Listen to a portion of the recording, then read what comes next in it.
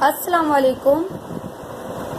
اردو کی ہماری آج نیکسٹ کلاس کے اندر ہم کاروان اردو صفحہ نمبر 126 عنوان رحیمو بابا۔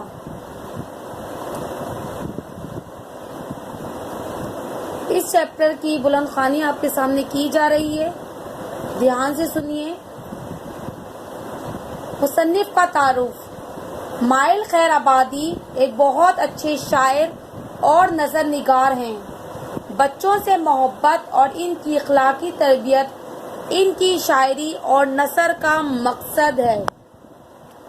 اسلامی اطوار ان کی نظموں اور کہانیوں سے واضح ہوتے ہیں۔ انداز تحریر سادہ اور زبان کی سطح کے مطابق سادہ اور بچوں کی سطح کے مطابق ہے، اس لیے بچے ان کی نظمیں اور کہانیاں شوق سے پڑھتے ہیں۔ رحیمو بابا کو گاؤں کی پگڈنڈی پر آتے دیکھ کر سب بچے اپنا اپنا کھیل چھوڑ کر ان کی طرف دوڑ پڑے۔ کھیتوں میں کام کرتے ہوئے کسان مسکرا اٹھے۔ رحیمو بابا بے ساکھی سنبھالے آہستہ آہستہ چل رہے تھے۔ ننھی زیبا ان کی کمر سے لپٹ گئی اور عامر نے بڑھ کر ان کا ہاتھ تھام لیا۔ سب بچے ہنستے مسکراتے چودھری صاحب کی چوپال تک آ گئے۔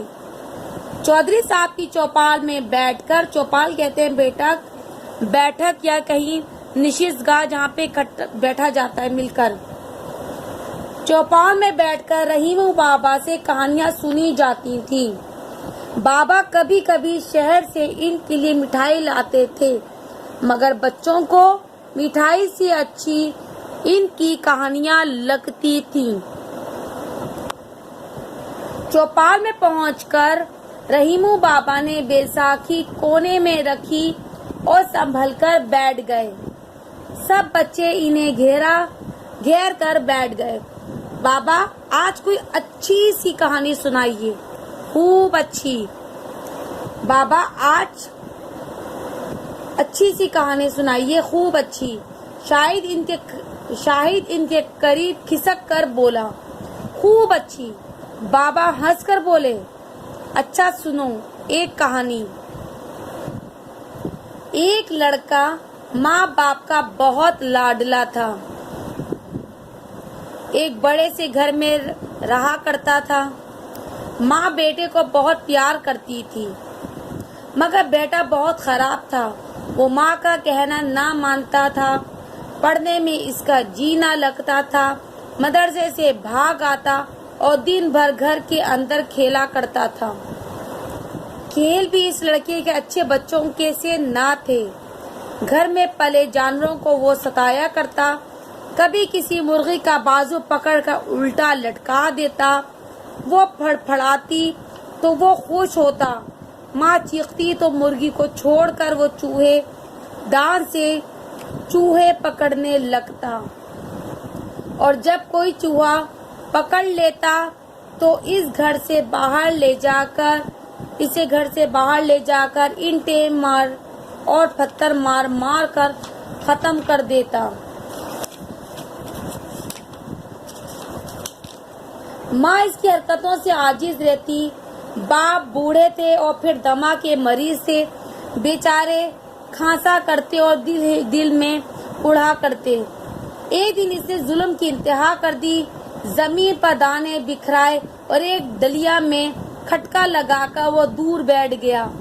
چڑیاں دانا دیکھ کر دلیا کے نیچے اتر آئیں اور خوش ہو کر دانا چگنے لگیں۔ لڑکے نے ڈور کھینچی، دلیا گر گئی، سب چڑیاں اڑ گئیں، پھر ایک اسی کے نیچے رہ گئی۔ لڑکا بہت خوش ہوا، اس نے دوڑ سے چڑیا کا ایک پیر باندھا اور اسے پتنگ کی طرح اڑانے لگا۔ غریب چڑیا درد سے پھڑپڑانے لگی۔ وہ لڑکا کھیلتا رہا، مگر چڑیا بے دم ہو گئی۔ ایک بار جب اس لڑکے نے بہت تیز دوڑ کو کھینچا تو چڑیا کا پیر ٹوٹ کر دوڑ میں سے پھنسا رہ گیا اور چڑیا زمین پر گر کر تڑپنے لگی۔ ہائے بیچاری چڑیا، ننھی زیبا سسک کر اٹھی۔ پھر کیا ہوا بابا؟ عامر رحیمو بابا کے اور نزدیک کھسک آیا۔ پھر بیٹا اس لڑکے کا اس کھیل سے جی بھر گیا۔ بابا نے سر ہاتھ بھر کر کہا، وہ لڑکا چڑیا کو تڑپتا چھوڑ کر باہر چلا گیا۔ ماں جب اس جگہ پر آئی تو غم کے مارے رونے لگی۔ اس نے زخمی چڑیا کو اٹھا کر دوا لگائی، اللہ سے گڑ گڑا کر دعا مانگی اور اس کے بیٹے کو سیدھی راہ دکھائی۔ دن گزرتے گئے، لڑکا بڑا ہو گیا۔ اب وہ بھی بوڑھی ماں کو ستاتا اور جانوروں کو ظلم کرتا۔ انہی دنوں جنگ چھڑی۔ اس لڑکے نے فوج میں نوکری کی۔ ایک فوجی دستے کے ساتھ وہ بھی لڑنے گیا۔ میدان جنگ میں گولیاں برس رہی تھی، دھواں اتنا چھایا ہوا تھا، نزدیک کی چیز دکھائی نہیں پڑ رہی تھی۔ دفاتن اس لڑکے کو ایسا معلوم ہوا کہ کسی نے اس کے پیر میں آگ بھر دی اور وہیں چکرا کر گر پڑا۔ آنکھ کھلنے پر اس نے خود کو اسپتال میں پایا۔ ڈاکٹر نے بتایا اس کے پیر میں کئی گولیاں لگی ہیں اور زہر پھیل رہا ہے، ٹانگ کاٹی جائے گی ورنہ اس کی زندگی کو خطرہ ہے۔ تب پہلی بار اس لڑکے کو اپنے ظلم یاد آئے اور وہ کتنا خوش ہوتا تھا بے زبان جانوروں کو ستا کر۔ کتنی چڑیاں کے گھونسلے اس نے ویران کیے، کتے کے پلوں کو وہ ڈھیلے مارا کرتا تھا اور آج جو سزا اسے مل رہی تھی وہ اسی بے بس چڑیا کی بدعا تھی جس کا پیر اس نے دوڑ میں کھینچ کر توڑا تھا۔ پرندے بھی بدعا کرتے ہیں، کسی بھی جاندار کو ستانا گناہ ہے۔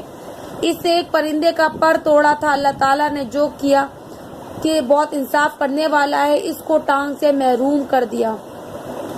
یہ کہتے کہتے رحیم بابا رونے لگے۔ سب بچے حیرت سے انہیں دیکھ رہے تھے کہ کسی کی سمجھ میں کچھ نہیں آ رہا تھا۔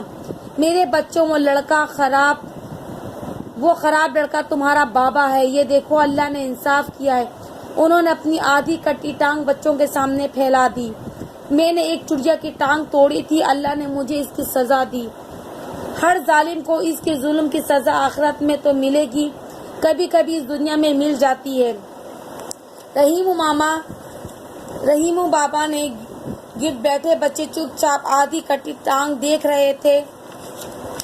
بابا، میں زیبا کی بلی کو نہ ستاؤں گا، میں اچھا بیٹا ہوں نا، عامر نے بابا کے کانوں میں چپکے سے کہا۔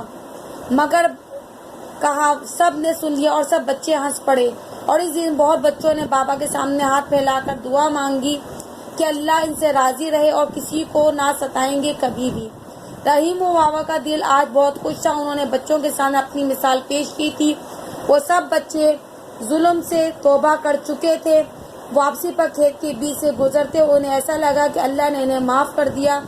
ان کا برسوں سے بھاری دل آج ہلکا ہو گیا۔ انہیں پیارے نبی رسول اللہ صلی اللہ علیہ وسلم کا فرمان یاد آ گیا، نیکی پر ابھارنا خود نیکی کرنا ہے۔ تو بیٹا، آپ لوگوں نے دیکھا کہ کس طرح وہ ایک بچہ تھا جس نے یہ شرارت کی تھی، آج اس کو شرارت کی اسی وقت سزا بھی مل گئی کچھ ٹائم بعد، اور انہوں نے توبہ کر لی، لیکن توبہ اس وقت کی جب وقت گزر چکا تھا۔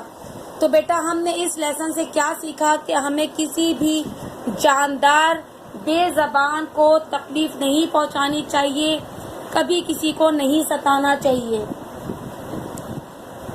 اس کہانی سے ہم نے بیٹا یہ سبق بھی سیکھا کہ ہمیں کسی جاندار کو تکلیف نہیں پہنچانا چاہیے، چاہے وہ جاندار کوئی پودا ہو یا جانور ہو یا انسان ہو۔ ہمیں ہر حال میں ہر وقت اللہ کا شکر ادا کرنا چاہیے اور اس کی نعمتوں کا خیال کرنا چاہیے۔ آپ کو اس سبق کا مرکزی خیال لکھنا ہے۔ اس مرکزی خیال کو اس طرح بیان کیجیے گا کہ اس سبق میں مصنف نے بچے کی شرارت کو بتاتے ہوئے کہا ہے کہ بچوں کی شرارتیں ناجائز نہیں ہونی چاہیے جس کی وجہ سے وہ کسی مشکل وقت سے گزرے۔ مصنف نے مزید یہ بتا رہے ہیں کہ اللہ نے ہر چیز کسی مقصد کے لیے بنائی ہے، ہمیں کسی کو کمتر نہیں سمجھنا چاہیے، اور یہ واضح رہے کہ انسان کی طرح جانور کو بھی اتنا ہی درد ہوتا ہے جتنا کہ ہمیں۔ اللہ کی نعمتوں کو نقصان پہنچانے سے اللہ ناراض ہوتے ہیں، بلکہ اگر ہم آج کسی کے ساتھ برا کریں گے تو کل یقیناً اللہ ہم سے اس کا بدلہ لے گا۔ ہمیں چاہیے کہ ہر دم ہم اللہ کا شکر ادا کریں اور اس کی نعمتوں کا خیال رکھیں۔ اسی طریقے کا مرکزی خیال آپ مجھے ہوم ورک میں کریے گا۔ شکریہ۔